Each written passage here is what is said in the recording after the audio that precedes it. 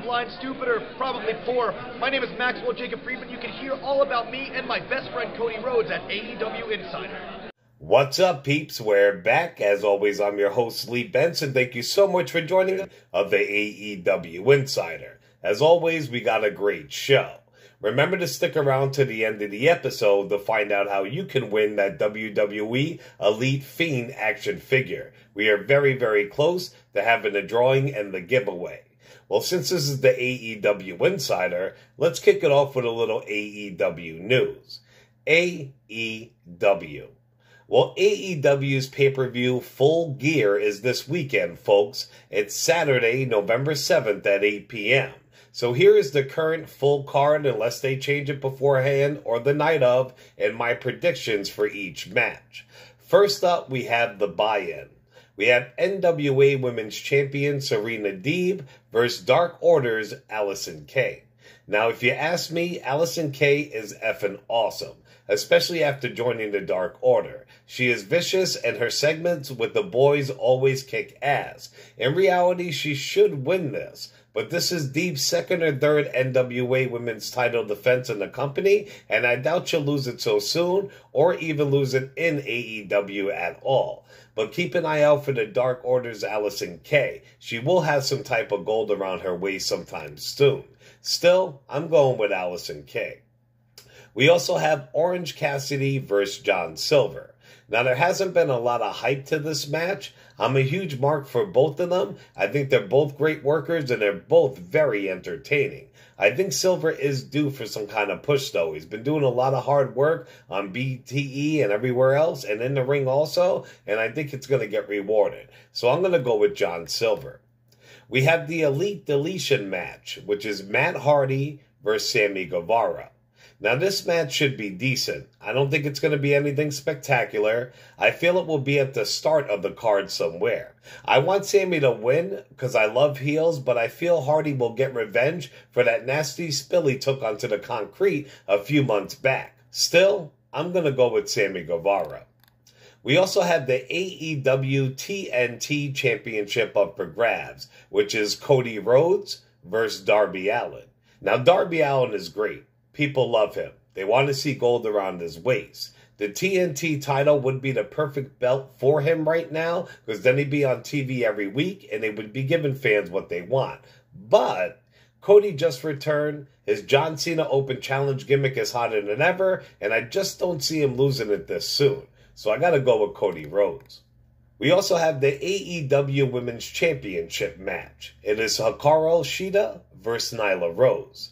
Now, Shida has been a great champion. I, for one, have not been a fan, and I've been wanting her to pass that strap. Nyla Rose is the beast, and Vicky and her are on fire. I feel that Vicky will interfere and give Nyla the opening to become a two-time AEW Women's Champ. I pick Nyla Rose. AEW World Championship Eliminator Tournament Final Match. We have Hangman Adam Page versus Kenny Omega. The winner of this gets a shot at the AEW World Championship. Now, this will be a good match. If this was the start of AEW or a few months back, I would say Hangman Page would be taking this. They wanted him to be the first AEW champion and the face of the brand. Time has changed, though. Omega is making a heel turn. He's bringing his cleaner gimmick to AEW. Even though it's nowhere as good as his New Japan World Wrestling cleaner gimmick, I do not see Omega losing a match and fucking up his current momentum. I gotta go with Kenny Omega. We have Chris Jericho versus MJF. Now, this match is gonna be awesome. These two are the best heels in the company right now, pretty much in the world. I really do not even think MJF wants to be in the Inner Circle. I could see him winning, and then the Inner Circle turns on him and jumps him in Wardlow. Or maybe actually Wardlow turns on MJF and joins the Inner Circle and they all jump him. So I don't know exactly what's going to happen. Also, too, maybe they can accept him in and MJF will tell them to go screw off. We got to see. But I got to go with MJF. We have the AEW Tag Championship up for grabs, with the current champs FTR versus the Young Bucks. Now, on Dynamite Wednesday night, the Bucks said if they lose this match, they will not wrestle for the AEW tag titles again. That's a bold statement. FTR gets the raw end of the deal on this one, if you ask me. They were swooned to sign with AEW. They were handed the belts a little after they arrived. Their reign has not been too long, and it has not been too glorious. I don't think it has gone as planned for them. They even said so in a recent interview. So I gotta go with the Young Bucks. And finally, we have the I Quit match for the AEW Championship, which is Jon Moxley versus Eddie Kingston. Now, this match is going to be great. On Dynamite, Kingston and Moxley came out face-to-face in a promo, and they were talking all kinds of crap. I mean, it was crazy. They were getting in some personal shit and everything else. Eddie Kingston's great. I've been a fan of him way before AEW or people even pretty much knew of him. He's worked his ass off. He definitely deserves a shot at this belt. I think it's time for Jon Moxley to pass that strap. I mean, it's due. It's going to happen. But I don't think Kingston's going to be the one to do it. I think Omega's going to win his match and beat Moxley for it at the next pay-per-view or the one after. So unfortunately, I gotta go with Jon Moxley. Eddie Kingston recently did an interview with the New York Post. He talked about AEW and how he was about to be done with pro wrestling before they signed him to a contract. Kingston said, "I think probably another month I would have sold the house and moved back to New York to my parents' place until I could get a regular job and, get my own apartment. I just started crying in the car. I didn't understand why I was crying, and my girlfriend was just like, let it go. Let it out because you reached the goal. You did it." I was like, damn. I was going to go Brooklyn homeless and back living with my parents. It hit me then. I just started bawling in the car and apologizing for crying. The whole New York City tough guy thing, I can't let anybody see me cry. I believe God sent my niece and nephew to me not to stop wrestling because he knew good things were going to happen. Jake the Snake Roberts did an interview with the Nothing Beats Experience show, and he revealed he's battling C.O.P.D. Roberts said, "I'm just going to hit on it fairly briefly because we're still struggling with it. About a week ago, man, I just couldn't quit coughing and I couldn't breathe. That's not good, and I wound up having to go to the hospital and stay for a few days. I wish I could say it was COVID, but it's not.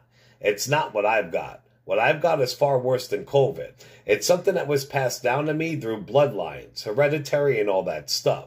And it's not your happy camper stuff, man. It's issues with COPD, chronic obstructive pulmonary disease. Of course, me, being an ignorant son of a bitch, I smoke cigarettes, you dumb fuck. Guys, if you don't ever do anything in life, just don't smoke and you'll live much happier. I promise you that." On to WWE. Well, we all saw Paige have a breakdown last week after WWE made its employees shut down their social media accounts, aka her Twitch account. There are rumors that she will be writing a book. From what we know, it is about her abusive relationship with Alberto Del Rio a while back, plus other things. Ringside News reported that during the GAW podcast, she talked about an upcoming book and Del Rio. Paige said, "I've never spoken about it before, whether in podcasts or interviews. I've always stayed away, but now it's completely out there. I'm like, why am I shying away from this? Why am I not brave enough to talk about it? In the beginning, you're fighting back with this person, but in the end, it becomes a cycle. Eventually, something is going to happen to you every day. You could be trapped in a room for 6 or 7 hours, getting your ass beat every couple of minutes, and he's doing all these crazy things to you." She then summed up everything by saying, "Because he's Voldemort to me.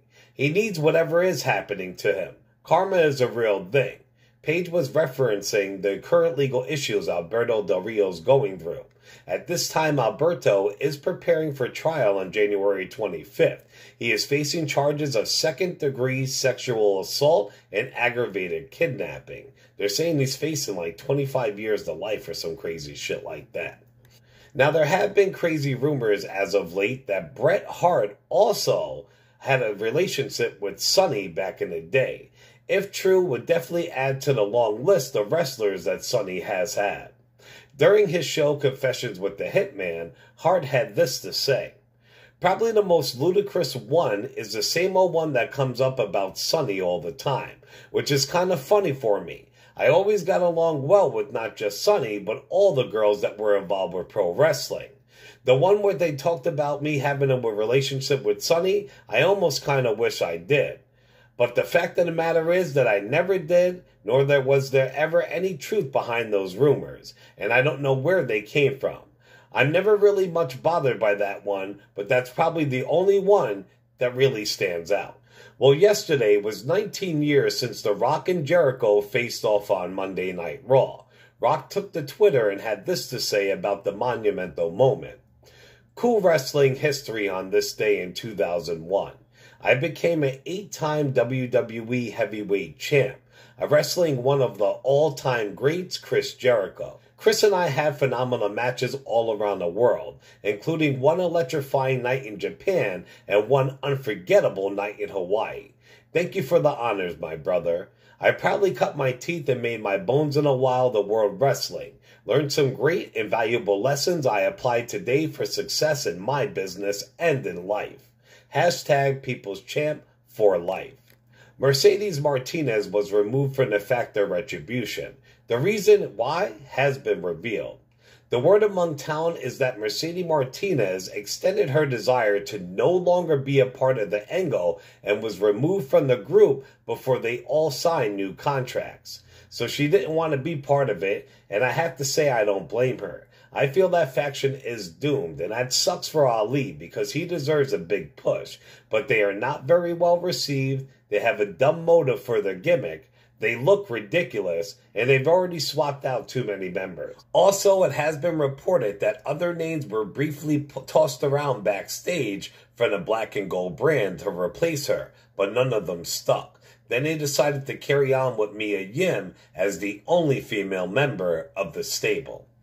WWE has issued a press release announcing this year's Survivor Series pay-per-view on November 22nd will be The Undertaker's final farewell, seemingly making his retirement official. Coincidentally, the event is precisely 30 years to the day that The Undertaker made his on-camera debut at the 4th annual Survivor Series. Now on to some random wrestling and sporting news. Jeopardy champion Devin Rossiter tweeted this after his big win.